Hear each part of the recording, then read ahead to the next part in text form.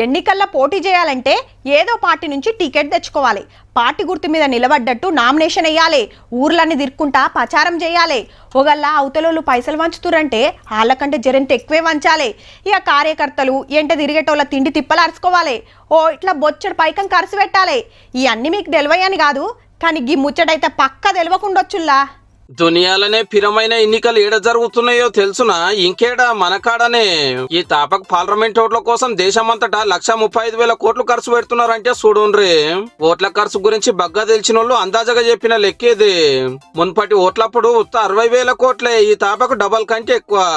దునియా దేశాల పెద్దన్న అమెరికా అధ్యక్షుల ఎన్నికల ఖర్చు 1,20,000 కోట్లే. అంటే మన ఖర్చు శ్రీమంతుల దేశం కంటే ఎక్కువ.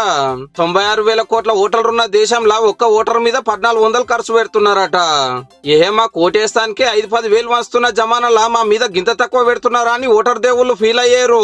ఈ లెక్కంతా లీడర్లు నామినేషన్ వేసిన కాంచెల్లి బస్సులు, బండ్లు, ప్రచార రథాలు, సభలు, ఫ్లెక్సీలు, బ్యానర్లు, గోడల మీద రాతలు, టీవీల పేపర్ల వార్తలు, తినిపించుడు, తాగుపించుడు గంతవరకే. ఇక ఓటుకు నోటు లెక్కలు కూడా వేసుకుంటే ఇంతకు 5 ఇంతలు దాటుడు పక్క. బగ్గా ఖర్చు పెడుతున్న పార్టీలలో బీజేపీనే ఫస్ట్ ఉందట. మున్పటి ఓట్ల ఖర్చుల 145 రూపాయలు బీజేపీనే సమర్పించుకున్నదంటే చూడుండ్రిగా. ఇంతగానం పైసలు ఖర్చు పెట్టే తాకుతున్న భారతదేశంలో పేదోళ్ళు మాత్రం అట్లనే ఉంటున్నారు. గెలిచిన వాళ్ళు ఉత్తగానే ఊకుటారా? మరి పెట్టిన ఖర్చు అంతా మళ్ళా మన కాంచెల్లే గుంజుకుంటారు. కాబట్టి ఎన్నేళ్ళైనా ఇండియా అభివృద్ధి చెందుతున్నట్టే ఉంటది. కానీ గింత కూడా ముంగటికి పోదనేది బగ్గా తెలిసిన వాళ్ళు అంటున్నమాట. పేదోళ్ళు శ్రీమంతులు అయ్యేది లేదు కాబట్టి మాది శ్రీమంతులు బగ్గున్న దేశం అని చెప్పుకుని మురవాల్సిందే పో.